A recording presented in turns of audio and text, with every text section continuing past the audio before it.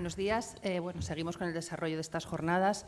En esta mesa temática 1 contamos con 3 excelentes ponentes a los que voy a pasar a presentar y a continuación ellos nos irán haciendo sus ponencias y nos transmitirán todo lo que nos van a contar, que seguro que es muy interesante.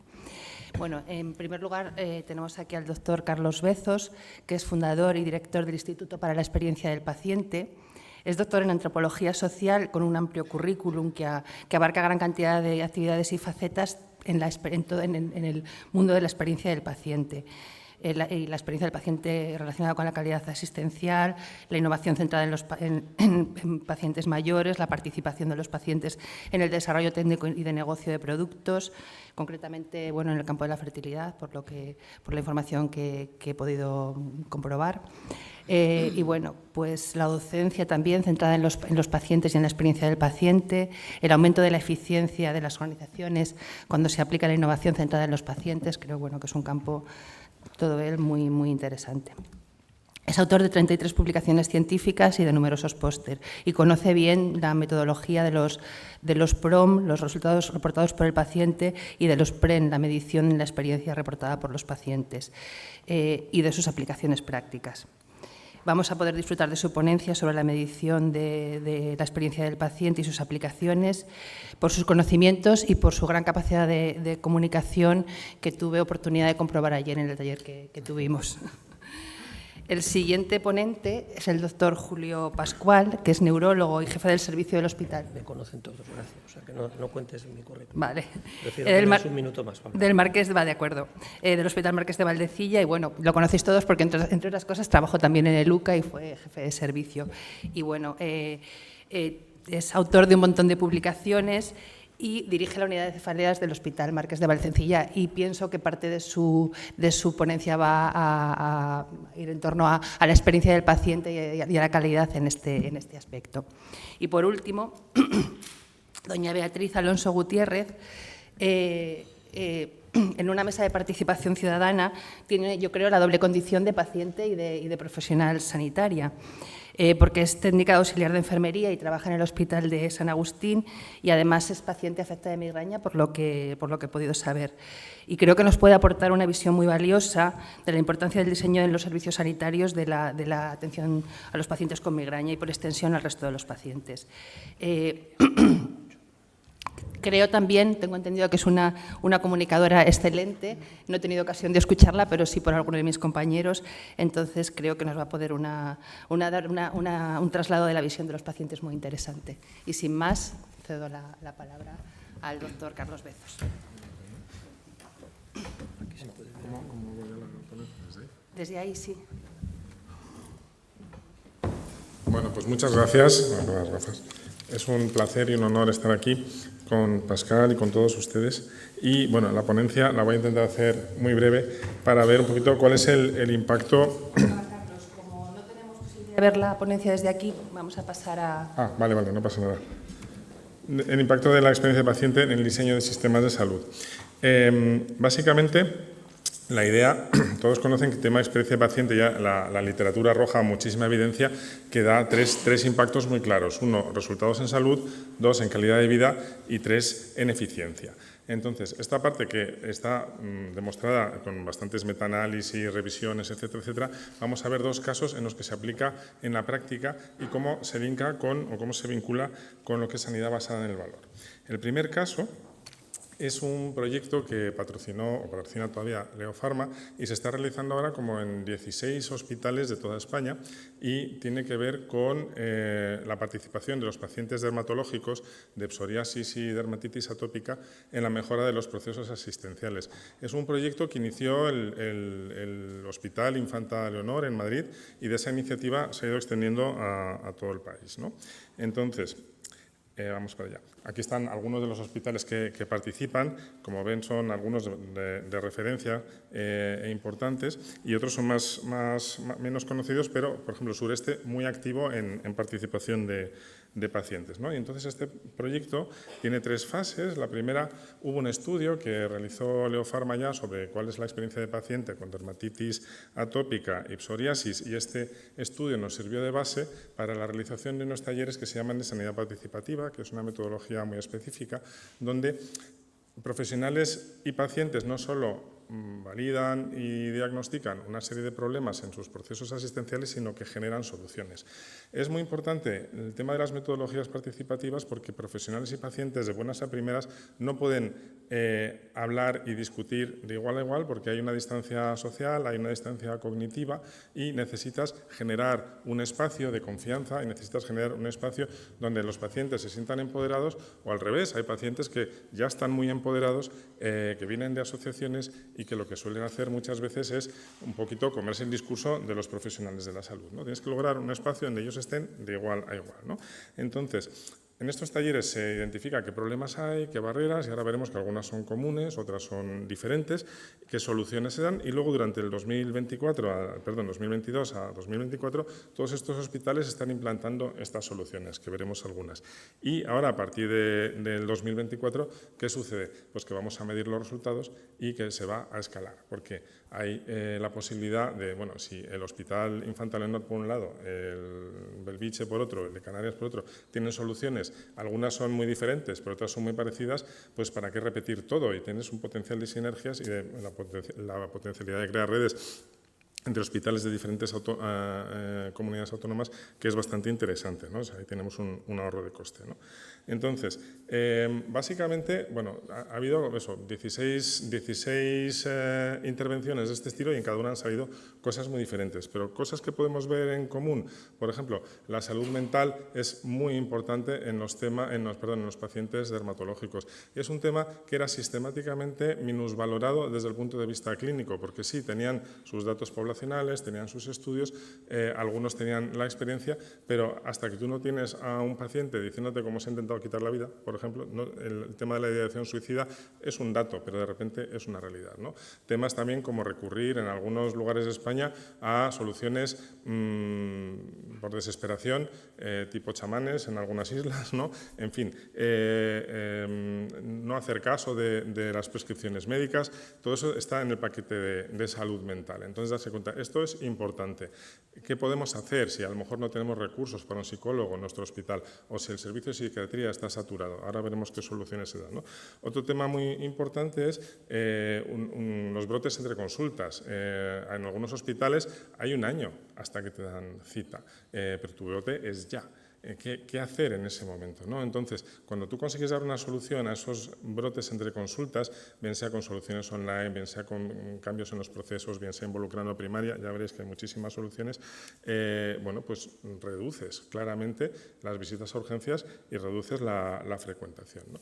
Al final, todo este trabajo ha resultado que todos los hospitales han mejorado su relación entre especialidad y primaria y se han generado nuevas formaciones, se han generado nuevos protocolos, se han rediseñado procesos y los pacientes también se han ido formando tanto en el uso de medicación como qué hacer ante brotes, como en temas de estigma, en temas laborales, sociales, ocio. Las personas jóvenes, muchos pacientes no están ni asociados ni saben que existen asociaciones, entonces involucrarlas en este proceso, que los profesionales puedan prescribir asociaciones y bueno, pues poco a poco se han ido generando soluciones que bueno, tienen que ver con, por ejemplo, el tema de salud mental, decir, no tenemos psicólogo, no podemos pagar uno, ¿qué hacemos? Pues podemos trabajar con grupos de autoayuda, podemos involucrar los servicios de psiquiatría, podemos trabajar con asociaciones o entidades locales, podemos involucrar a los servicios sociosanitarios, podemos buscar soluciones en la comunidad. Ahí cada hospital ha ido buscando, pero cuando tienes varios hospitales con grupos de autoayuda, a lo mejor lo que tiene sentido, y se ha hecho con la Escuela Madrileña de Salud, es llevar toda esa autoayuda a la Escuela Madrileña de Salud y generar ahí una sinergia, ¿no? En el tema de procesos asistenciales, pues básicamente era la coordinación con primaria y la formación a primaria, que es que primaria a veces me parece que son dioses, que tienen que saber de todo un poco y no pueden saber de todo lo que implica tener una enfermedad dermatológica, toda la sintomatología, etcétera. Entonces, formarlos, trabajar con ellos, involucrarlos en el diseño de circuitos compartidos ha sido bastante eficaz, ¿no? Y bueno, ahí se han ido generando soluciones lo que nos están reportando y ahora tenemos que medir con datos, que es lo que nos falta y ahora veremos cómo, es que produce menos visitas a urgencias, menos frecuentación, se han identificado muchas actuaciones que no aportan valor, se ha identificado sobre todo mucha mejor adherencia y mucha eficiencia en el gasto y mucha innovación digital. Y además es muy interesante porque algunos hospitales han generado soluciones diciendo voy a quitarme con esto todos los casos banales y otros han dicho no, me voy a concentrar en los casos gravísimos, ¿no? Entonces son enfoques distintos, entonces como tienes muchos hospitales, tienes una diversidad muy interesante que luego te puede dar pie a aprendizajes entre unos y otros, ¿no? Y, bueno, al final, ¿cómo vamos a medir todo esto? Perdón. Todo esto, al final, toda esta experiencia de paciente que estamos viendo en dermatología, la podemos codificar en una escala PREM, que estamos por desarrollar, un Patient Reported Experience Measures, y ahí tú puedes convertir en todos los temas que están de experiencia en evidencia, porque los conviertes en datos y en estadística. Y cuando cruzas los PREM con los resultados clínicos, con los resultados reportados por los pacientes, como escalas de calidad de vida, etcétera, o de PICOR, etcétera, puedes tener resultados muy, muy interesantes. Ahora estamos construyéndolo, tenemos un caso previo, por ejemplo, en terapias respiratorias domiciliarias, donde vemos claramente que donde interviene la familia bajan las exacerbaciones. Y no lo tenemos como tendencia o como algo reportado, sino sabemos en qué código postal, cuánta gente, qué consumo de oxígeno, etcétera, ¿no? Entonces, esto es lo que pretendemos aplicar ahora aquí, generar un cuadro de mando de gestión clínica. Se puede controlar el gasto farmacéutico, se puede controlar el uso de la medicación, etcétera, ¿no? Bueno, voy a pasar por esto un poquito más rápido. Y bueno, ¿qué pasa con Expaderm? Pues ha tenido tanto éxito que va por dos líneas. Uno, a la Comunidad de Madrid lo ha escalado y ha generado una formación interna en toda su continuidad asistencial y bueno, hay ya entidades que se dirigen a nosotros diciendo ¿podemos hacer esto en otras patologías y entre varias comunidades autónomas? Porque si estáis trabajando con muchos hospitales y estáis viendo que hay sinergias, es muy interesante que ya tengamos ese enfoque desde el principio, ¿no? Y se va escalando. Bueno, esto es un poquito un ejemplo de cómo involucrando al paciente puedes conseguir eficiencia, mejoras asistenciales, mejoras en procesos y me gustaría contaros ahora un segundo caso. ¿Cuánto tiempo me queda? 10 minutos. Vale. Un segundo caso sobre cómo todo esto se puede llevar a un enfoque de sanidad basada en el valor con impacto real y en costes, ¿no? No puedo decir quién es porque está todavía en marcha, pero bueno, es una organización de terapias respiratorias domiciliarias, es una empresa global, tiene 15.000 empleados en todo el mundo, se dedica a las terapias respiratorias domiciliarias y también pues, a gestión de diabetes, nutrición enteral y parenteral en domicilio, y atención a la insuficiencia cardíaca y tienen un problema que es el otro lado de vosotros estáis en la administración pública, no es el otro lado, es el proveedor de la administración pública. ¿Qué le sucede? Que sus clientes son administraciones públicas, en algunos países son las aseguradoras y les hace una presión de costes muy grande por un servicio que es visto como de poco valor. Me estás llevando máquinas a casa de personas, con lo cual eso no tiene valor y te voy a apretar todo lo que pueda, ¿no? Dicho así en plata, ¿no? Con una tendencia a reducir progresivamente los precios. Bueno, ellos se han dado cuenta que trabajando desde experiencia de paciente pueden aportar un valor porque, como hemos dicho, produce resultados en salud y calidad de vida y mejora eficiencias al sistema y quieren pasar a esta estrategia, ¿no? Quieren conseguir demostrar que ellos están aportando valor, que están reduciendo, por ejemplo, ingresos hospitalarios, quieren conseguir apoyo de los prescriptores en el sentido de que si hay evidencia de esto podemos trabajar en esta línea y pues, quieren diferenciarse de sus competidores que van a coste, ¿no? Y entonces este proyecto se está haciendo pues, en todos estos países europeos y estamos trabajando en ellos y con un enfoque muy parecido al que os he contado de Expaderm, es decir, involucrar a los pacientes en la mejora de soluciones, ¿no? Y entonces, bueno, aquí veis un montón de acciones que están todas sueltas y básicamente ¿qué sucede? Pues algunos dicen, es que hago un picnic con pacientes, otros dicen, bueno, miro en redes sociales qué es lo que dicen, he hecho una iniciativa de marketing. El resumen al final es que están trabajando así, que es el error que se comete en experiencia de paciente, que es, tengo un departamento y se pone a hacer acciones sin ton ni son, ¿no? Entonces, experiencia de paciente, involucración de paciente, tienes que hacerla con una estrategia, una política y un proceso, y ese proceso tiene unos estándares, que son los que se certifican, por cierto, con la SECA, que no está inmaculada, con la Sociedad de Calidad Asistencial. Entonces, tenemos que pasar de este enfoque como caótico a uno estructurado. Y hay dos países que lo están haciendo. Uno es dentro de esta multinacional, ¿no? Portugal, que lo está haciendo de motu propio, y luego España, que ha seguido la certificación Patients First pasito a pasito y ha conseguido esta cosa de hacer acciones caóticas, estructurarla, ¿no? Y entonces, bueno, han seguido experiencia de paciente como un proceso, han aplicado sus 8 estándares y están obteniendo resultados muy claros en salud, que es el caso que os contaba de exacerbaciones por intervención de la familia. Hemos desarrollado un PREM que es absolutamente inortodoxo, que no tiene que ver con las interacciones dentro ni del hospital ni del proveedor, sino vino en la experiencia de paciente como en global.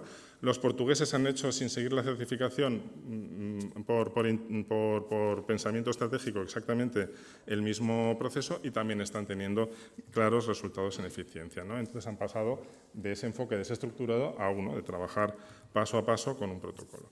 Entonces, ¿qué ha hecho esta multinacional? Pues ha creado con las 8 dimensiones o las 8 estándares de experiencia de paciente un scorecard de cómo lo están cumpliendo estos países, ¿no? Cada uno, esto así visto, esto es de su propia web, ¿no? Interna, visto así no dice nada, pero si empezamos a comparar a los países, los que están implantando mejor y teniendo mejor resultado, pues vemos que hay 2 que destacan, que son España y Portugal, casualmente. ¿Por qué? Porque tienen una experiencia de paciente estructurada y al tenerla estructurada pueden tener efectos como los que os he contado de Expaderm y el resultado al final es que, bueno, pues se van a certificar, aparte de España, se van a certificar 2 países más, uno será seguramente Portugal y otro estamos viendo y como conclusiones me gusta decir que, bueno, cuando tienes experiencia de paciente como un proceso y está vinculado a la estrategia, consigues mucho mejores resultados que con acciones aisladas, que es lo que nos solemos encontrar cuando nos llaman. ¿Por dónde empezamos? Hemos hecho esto para reducir listas de espera, hemos hecho esto para tener al paciente más en el centro, pero bueno, ¿qué estrategia tenéis? ¿Qué proceso? Y no suele haber, ¿no? Al final tienes resultados claramente en salud y tienes resultados en valor de menos frecuentación, menos uso de recursos, menos exacerbaciones en este caso, y los puedes usar para negociar, tanto si eres el proveedor en este caso, que le dice al sistema de salud o a la aseguradora, oye, has tenido X miles de ingresos menos y te lo puedo demostrar, no me bajes tanto el precio, como si eres el que va a pagar, el pagador, y dices, bueno, a mí me interesa, tengo que ahorrar mis costes, por supuesto, pero igual me interesa ahorrarme costes hospitalarios y llegar a un acuerdo contigo, ¿no? Al final, todos estos estándares que tenemos, que son 8 de Patients First, lo que te ayudan es a esto que los portugueses han hecho de manera, no voy a decir intuitiva, pero han hecho con muchísimo esfuerzo, pues tienes una guía que vas pasito a pasito y lo puedes implementar, ¿no? Y por eso contamos y estamos muy orgullosos del aval de la SECA, porque ellos van a dar la garantía de que estos estándares están bien implementados y se pueden auditar. Y esto es lo que les quería contar. Muchísimas gracias.